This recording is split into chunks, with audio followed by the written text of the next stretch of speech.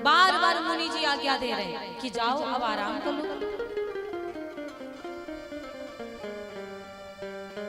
बार बार कहते हैं कि जाओ अब तुम आराम कर लो। और जब बार बार कहते हैं आराम कर लो, तब जाकर के भगवान श्री राम जी शयन करते हैं। तब जाकर के भगवान श्री राम जी आराम करने लगे। और जैसे आराम करने लगे, चापत चरना। अब क्या हुआ कि राम जी जब विश्राम करने लगे तो लक्ष्मण जी आ करके राम जी के चरणों को इस पर दबाना प्रारंभ किया, सेवा करना प्रारंभ किया।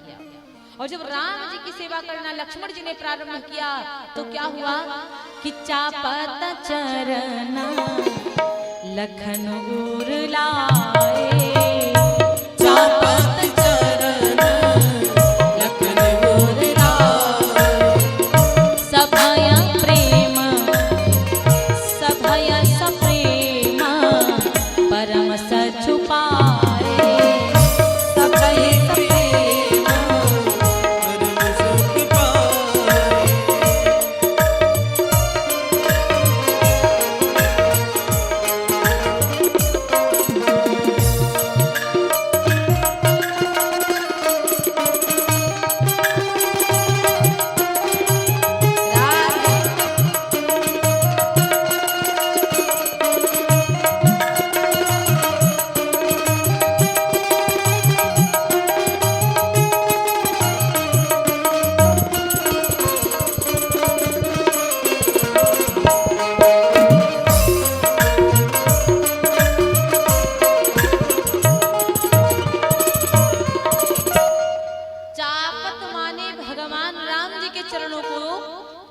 दबाना प्रारंभ किया। चरण लखन उर लाए। उर माने हृदय। भगवान राम जी के चरणों को जिस समय लक्ष्मण जी दबा रहे थे, उस समय हृदय में पता है क्या हुआ? सभय सप्रेम परम सचु पाए। सभय, भय माने डर। भगवान राम जी के चरणों को दबाते हुए लक्ष्मण जी को डर लग रहा है। किस लिए डर लग रहा है? लक्ष्मण जी किस लिए डर गए? लक्ष्मण जी के मन में डर इसलिए आया कि कहीं ऐसा ना हो कि मेरे भैया के इतने कोमल चरण हैं, कहीं जोर से मेरा हाथ ना दब जाए और राम जी को पीड़ा ना हो जाए। इसलिए उनके भीतर डर भी है और प्रेम भी बहुत ज्यादा है। अब लक्ष्मण जी से राम जी कहना प्रारंभ किए, पुनि पुनि प्रभु कहा सोवहु ताता। पुनि पुनि मानी बार बार। बार बार राम जी लक्ष्मण से कह रहे हैं, भैया तुम भी आराम कर लो, तुम भी सो जाओ। आजकल के लोग जैसे होते, आजकल के बच्चे अगर उनसे एक बार कह दो कि थोड़ा चरण दबाओ, तो अगर दबाएंगे तो ऐसा दबा देंगे तो या तो फिर तुम्हारे चरण ही दब जाएंगे और या तो तुम्हारा फिर लकीरें बना देंगे। और नहीं बनाएंगे तो पता है ये हमारे फलाने भैया बैठे, इनका शिवदत्त, ये हमारे शिवदत्त भैया हैं, ये मेरे पास कभी कभी आएंगे। ये मेरा भाई छोटा है, मेरे पास आएंगे। ये जब बातें करते हैं, दीदी ये बात, दीदी वो बात, अच्छी ही करता है, बस अपना पढ़ने लिखने की बातें करेगा। अगर ये ज्यादा बातें करेगा तो मेरा मन करने लगता है इसे सेवा करवा लूं मैं, तो ये तुरंत भाग जाए। और जैसे कहेंगे भैया थोड़ा सा एक काम करो, मेरे चरण की उंगली दबा दो। एक दिन ऐसे बोल दिया ना, ऐसा दबा दिया, हमने कहा भैया बस करो, रहने दो। ये मैं मजाक कर रही हूँ आप लोगों से, सत्य नहीं है, लेकिन मैं एक उदाहरण दे रही हूँ अपने भाई बहन का कि ऐसे ही कुछ लोग होते हैं। जैसे कि गुरु हो गए, चेला हो गए। बहुत सारे गुरु जी हैं, बहुत सारे चेला महाराज हैं। अगर गुरुदेव के चरण दबाए तो कहो इतनी जोर से दबा दें कि गुरुजी ना चाहते हुए भी बोलेंगे कि जाओ भैया तुम आराम करो, ना चाहते हुए भी। कोई भी ऐसी माताएं होंगी जो अपने बच्चों से कह दे यार बेटा मेरे पैर दबा दे, तो बेटा इसे दबाएंगे, उंघाते उंघाते। और अगर झूठ भी कह दे जाओ भैया आराम करो, तुरंत उठ के चल देंगे। उनको इंटरेस्ट नहीं है कि लाओ सेवा बड़ों की। आजकल कोई बड़ों की सेवा करना नहीं चाहता है, बड़ों की सेवा नहीं करना चाहता। या तो फिर ऐसे ऐसे दबाएंगे, मालूम होता उनके हाथ में दम ही नहीं है, और या तो ऐसे दबा देंगे कि वो तुरंत कहेंगे हो गया बच जाओ। लेकिन हमारे राघव जी से, हमारे राम जी से ये शिक्षा लेनी चाहिए राम जी से क्या शिक्षा लेनी है कि राम जी के गुरुदेव भगवान विश्वामित्र जी ने बार बार कहा तब जाकर चरण छोड़े, और लक्ष्मण जी से जब राम जी ने बार बार कहा तब लक्ष्मण जी पौढ़े। पौढ़े का मतलब लेटे हैं, केवल सोए नहीं हैं गहरी नींद में। सबसे पहले कौन सोया? गुरुदेव भगवान। और दूसरी बार में दूसरे नंबर पर राम जी, और तीसरे नंबर पर जब राम जी ने बार बार लक्ष्मण जी से कहा पुनि पुनि प्रभु का सोवहुता पौढ़े धरी बुर पद जल जाता। पौढ़े माने, पौढ़े कब? पूर्व माने हृदय में भगवान के चरण कमल लेकर के। लक्ष्मण जी राम जी के चरण कमलों को हृदय में रख करके पौढ़े, गहरी नींद में नहीं सोए। और जैसे ही मुर्गे की बांग, ये रामचरितमानस में दोहा में लिखा हुआ है। कहते तो बहुत प्रकार से हैं। कहा जाता है कि घंटियों की आवाज यदि बज जाए तो लोगों की नींदे, चलो ठीक है पुजारी जी पहले जग गए, लेकिन लक्ष्मण जी से भला कोई बड़ा पुजारी था क्या उस समय? जिसके जो स्वयं लक्ष्मण जी श्री राम के चरण में पड़े हों, उनसे बड़ा कौन पुजारी हो सकता है उस समय जो पहले उठ जाएगा? सोचो इस बात का।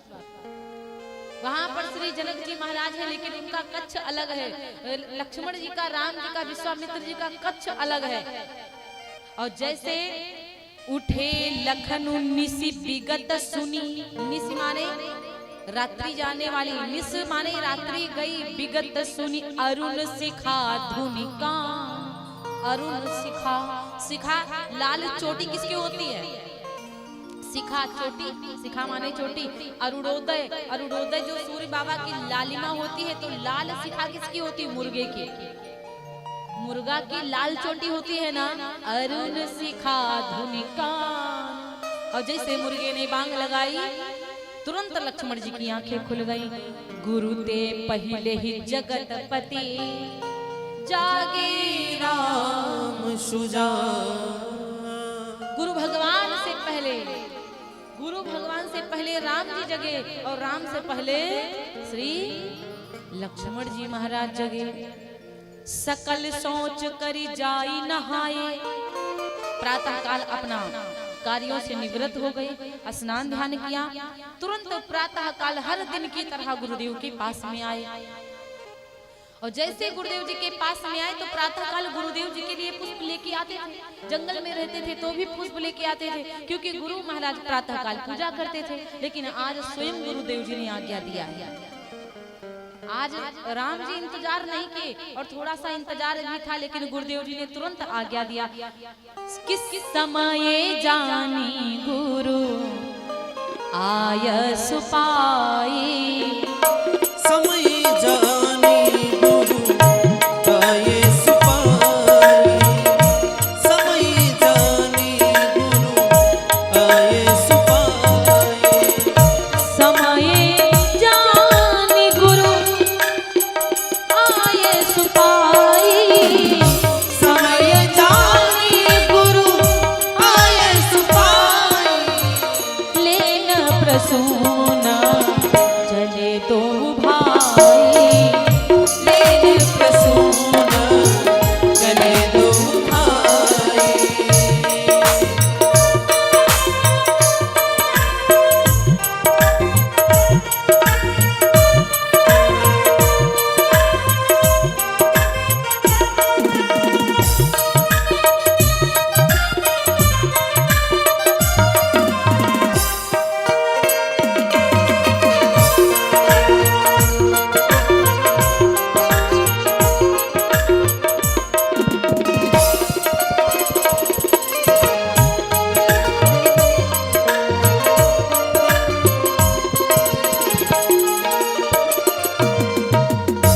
समय जानी गुरु हाय सुपाई, लेन प्रसून चले दो समय। आखिर समय क्या था? समय जानी गुरु आय सुपाई। राम जी को भी कुछ पता है, और गुरुदेव भगवान को राम से ज्यादा पता है, राम जी से ज्यादा गुरुदेव जी को पता है। क्या पता है कि हम आए हैं धनुष यज्ञ देखने, धनुष यज्ञ देखने आए हैं। लेकिन इनके यहाँ एक ही बगिया, कौन सी बगिया? पुष्प वाटिका। और 2 वाटिकाएं हैं रामचरितमानस में, 2 वाटिकाएं हैं। एक है पुष्प वाटिका और एक है अशोक वाटिका। लेकिन दोनों वाटिका में बड़ा अंतर है। पुष्प वाटिका जो योगी वाटिका है, जो वहां पर योग है, वहां पर प्रेम है। लेकिन अशोक वाटिका भोगी वाटिका है, जो जबरदस्ती परेशान करने वाली वाटिका है। जैसे जानकी जी को जबरदस्ती उठा करके रावण लेकर के गया और अशोक वाटिका में जबरदस्ती प्रेम छीना जा रहा है, तुम मुझसे प्रेम करो, ये है अशोक वाटिका। लेकिन रामचरितमानस में जो ये पुष्प वाटिका, ये जबरदस्ती वाला नहीं है, ये दोनों का अपने मर्जी वाला प्रेम है। ये अंतर है। और जैसे राघव जी हमारे पहुंचे पुष्प वाटिका के समक्ष, अच्छा अकेले नहीं गए, संग में लक्ष्मण जी को लेकर के गए। अब कौन सा 2, 3, 4 बोरा फूल लाना था भाई, थोड़े फूल ले आते। और थोड़े फूल में अगर थोड़े फूल ले आते तो भी उनका पूजा पाठ हो जाता। लेकिन महाराज फिर भी कहा जाता है कि लक्ष्मण जी को संग में लेकर के पहुंचे राम जी। और जैसे लक्ष्मण जी संग में पहुंचे तो चलते चलते पुष्प वाटिका के पास में पहुंचे। और जैसे पुष्प वाटिका की बगिया के बिल्कुल किनारे पहुंचे, जो बड़ा सा गेट बना हुआ है,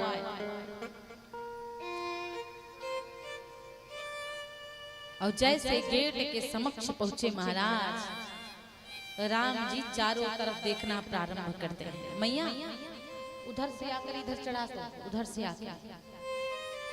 अब एक बात और आप लोग सुनिए, हम आप लोगों को रोज बताते हैं कि जब तक कथा चला करें वहां से मंच पे ना आया करो। आप लोग कैमरा चलते हैं और कोई की तो आदत है डायरेक्ट कैमरा के सामने से निकलेंगे, इधर ही निकलेंगे उधर ही जाएंगे।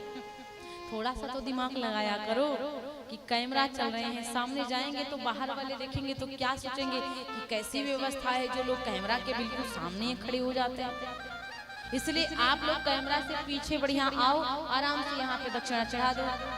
और जैसे बिल्कुल मंच पे आना ही है कि हाँ हमको जाना ही है, तो थोड़ा सा धैर्य रखिए, लास्ट में बढ़िया आ जाइएगा, इत्मीनान से चढ़ा लीजिएगा, है ना।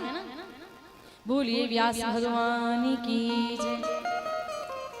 तो भगवान राम जी जब फूल के मतलब बगिया के पास में पहुंचे तो कहा जाता है कि राम जी उस समय चारों तरफ देख रहे हैं, चारों तरफ देख रहे हैं कि कोई मुझे देख जाए। चाहते तो अपने आप चले जाते बगिया में, आखिर देखने की क्या आवश्यकता थी। लेकिन वो चारों तरफ निगाह करके देख रहे हैं कि कोई मुझे देख जाए, मुझे देख जाए।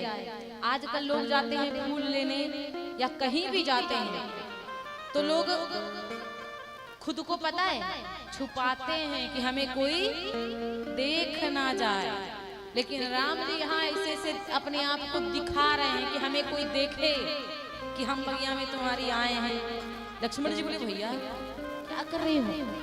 अरे चलो फूल तोड़ लेते हैं ना, कौन सा अपना बहुत ज्यादा फूल लेने हैं, चलिए फूल ले लेते हैं। तो कहा कि राम जी ने कहा कि देखो लक्ष्मण, हम मर्यादा के खिलाफ नहीं जा सकते। आप लोग पंखा चलवा लीजिए ना, काहे के लिए गर्मी खा रहे, चला दीजिए वाला पंखा। कहाँ से है इसका कनेक्शन? बोली व्यास भगवान की जय। तो महाराज कहा जाता है कि राम जी महाराज अब बार बार बगिया की तरफ देख रहे हैं।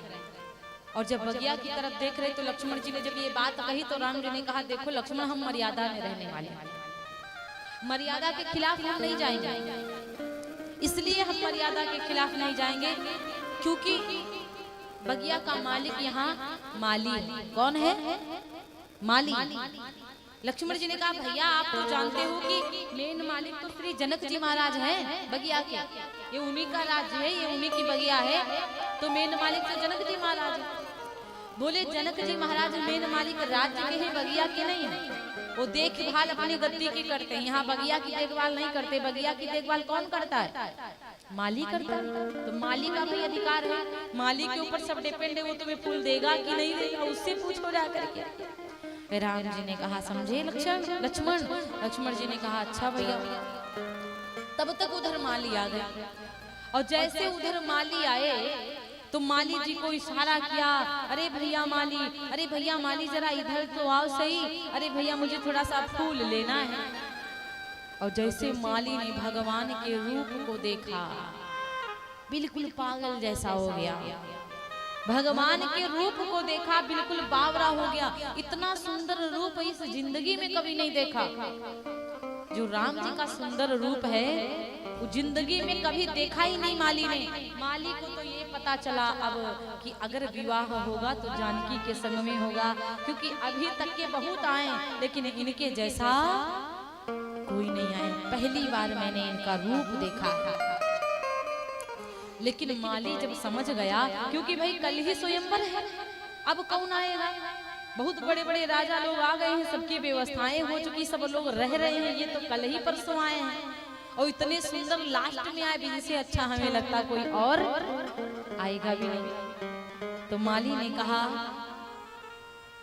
कि बगिया बिच जाए ना दई हो,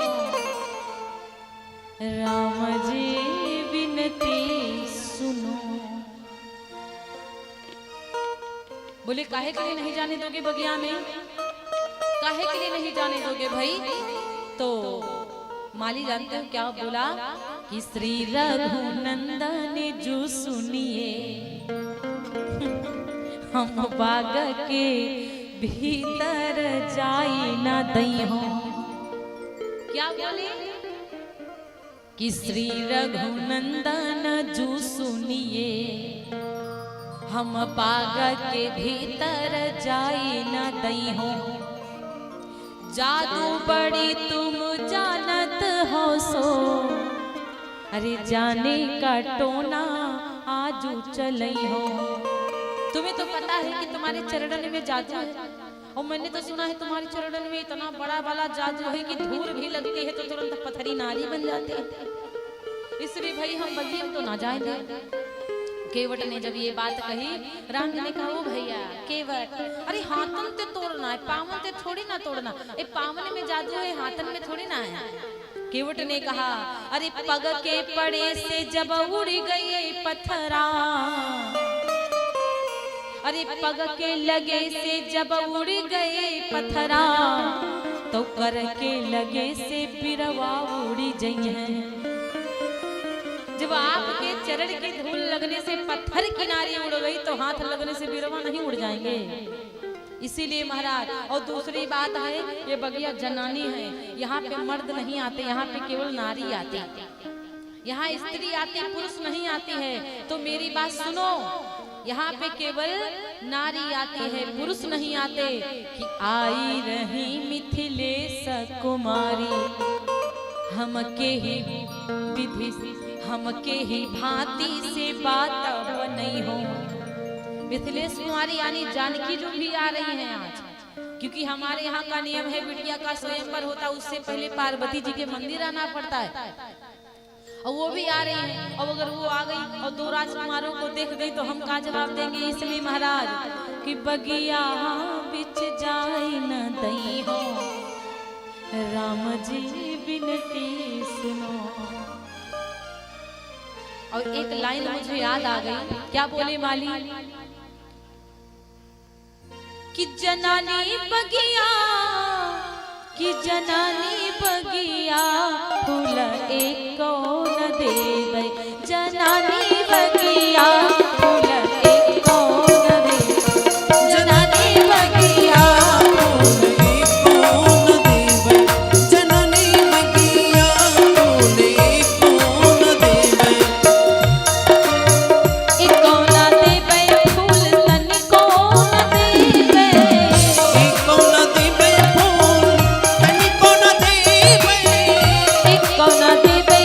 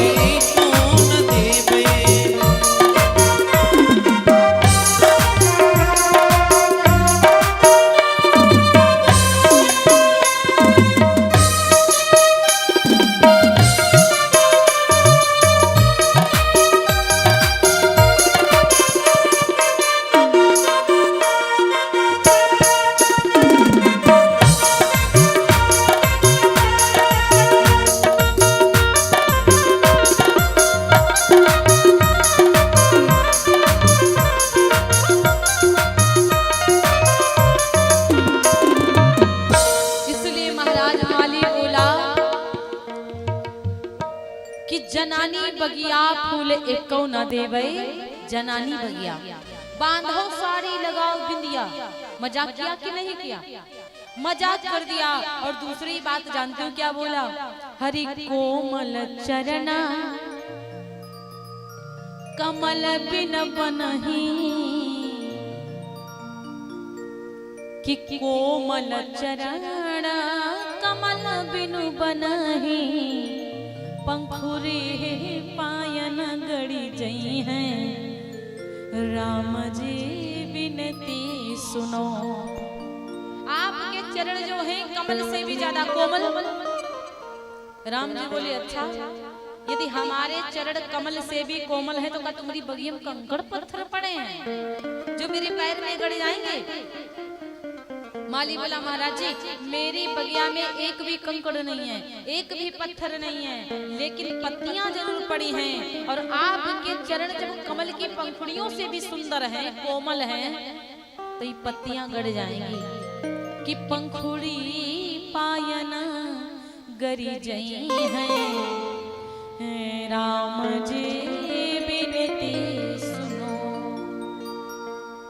और दूसरी बात महाराज मैंने सुना है, छुअत सिला भई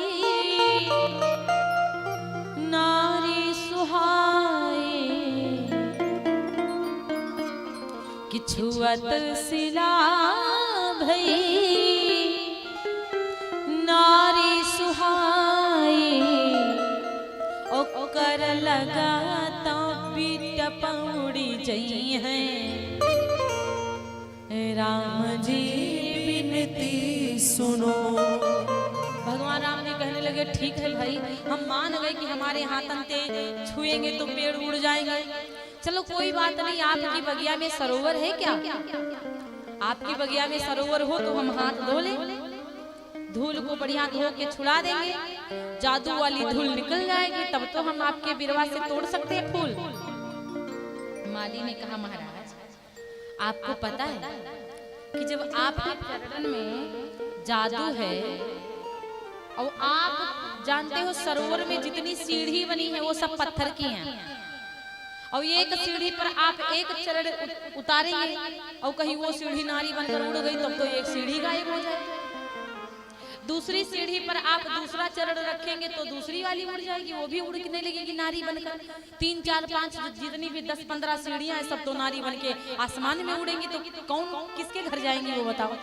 तब तो हमारे पाले बांधोगे, आप तो लोगे नहीं उनको। महाराज पधारो, नीचे बैठ जाओ लाला, इनका कुछ सिस्टम ही अलग दिख रहा है, कहीं कल की तरह ये भी ना रोने लग जाए। बाबू बैठ जाओ, के बैठ के कथा सुनो। बोली व्यास भगवान की। देखो दतिया दिखा रहे हैं, बोली सवरिया सेठ की जय। तो महाराज कहा जाता है कि भगवान श्री राम जी बोले भाई तुम्हारी सरोवर हो भीतर बताओ, हाथ धो ले। माली ने कहा नहीं भैया हम नहीं जाने देंगे। हाँ जाने तब देंगे जब आप मेरी दीदी सीता जी की जयकार लगाओगे। अब बताओ कोई भला आदमी अपनी मेहरारू की जयकार लगाता है, वो भी उसके मायके में, और उसको पता भी है कि कल स्वयंवर हो सकता है इनको, और हो सकता नहीं 100% वो भक्त है, उस भक्त को पता चल गया कि पक्का यही दुल्हा बनेंगे। अब ये दुल्हा बनेंगे तो मजाक कर रहा है, कहता है प्रभु आपको हमारी दीदी सीता जी की जयकार लगानी पड़ेगी, क्योंकि जैसे मंत्र को महामंत्र काटता है, जैसे अयोध्या में राम राम होता है, वृंदावन में कृष्ण कृष्ण होता है, राधा राधा होता है बरसाने में, तो उसी प्रकार हमारे जनक में सीता सीता जी होता है, सीता सीता होता है, इसलिए मेरी सीता जी की जयकार लगाओ। राम जी बोले